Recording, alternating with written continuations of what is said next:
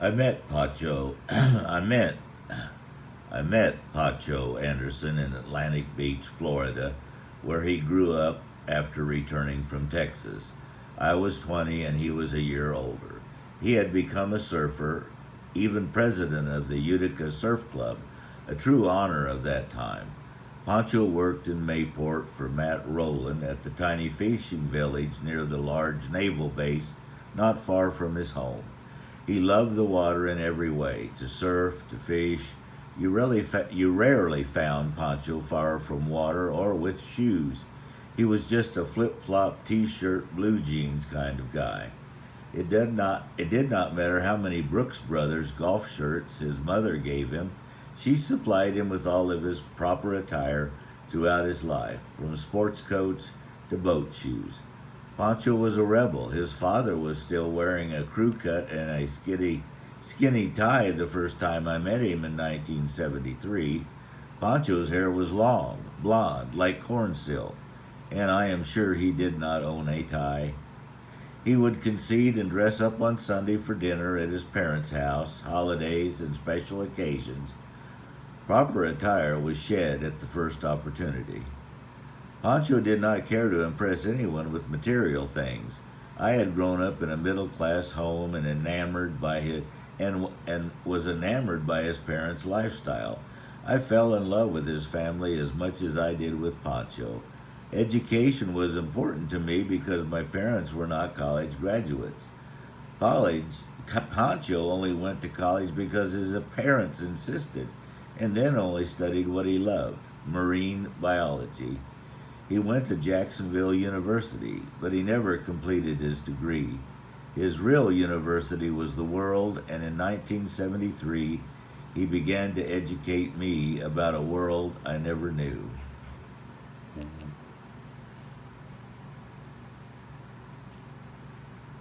I had been taken to church, but Pancho taught me where God lived, in nature. I fell in love with Pancho when I first laid eyes on him. It was at a boyfriend's beach house. I bumped into him as he turned the hall corner, his hair bleached white from the sun and surf, ragged jeans and a shirt with a tear on the pocket. He always wore Ray-Bans that covered his blue eyes. The second I met him, I lifted the sunglasses in a rather bold move to check out those eyes. It was not long before he completely had my heart. When we went on a double date, Pacho in front with his date, I in the back with mine, he reached his left hand around the seat to seek out my hand to hold.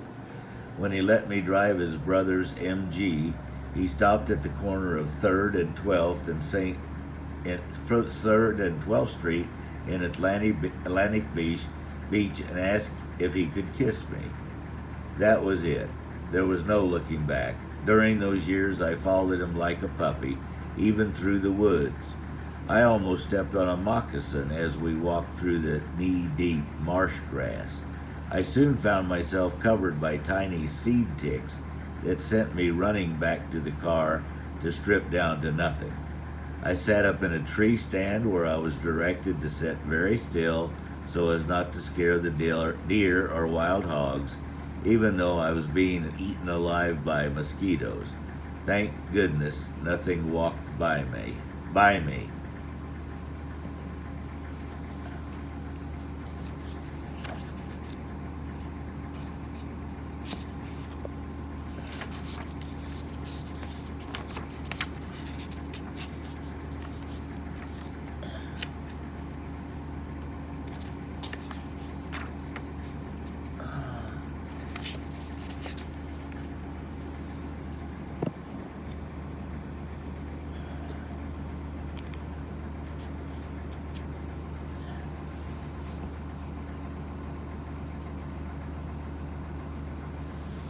With Pancho, I watched sunrises, and the most precious thing he gave me was the moon.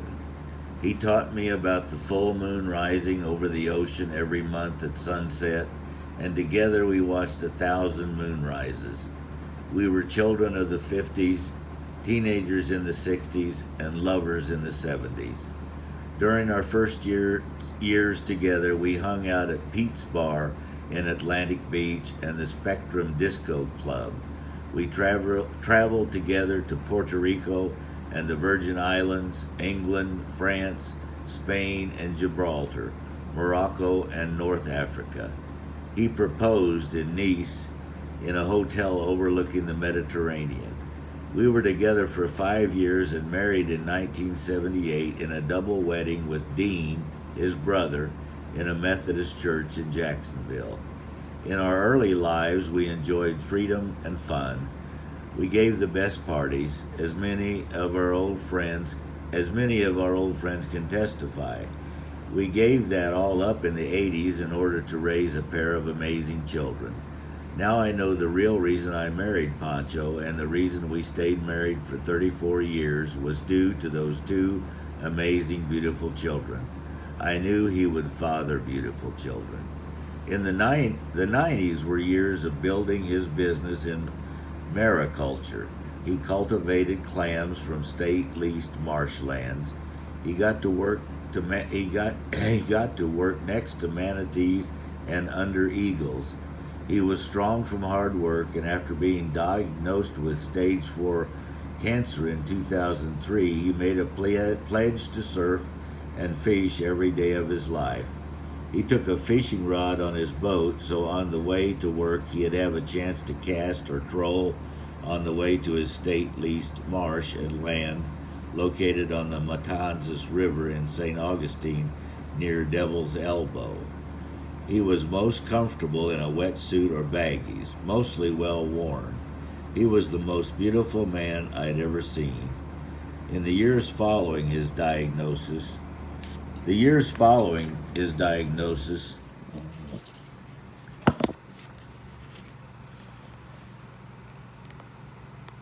changed everything for us.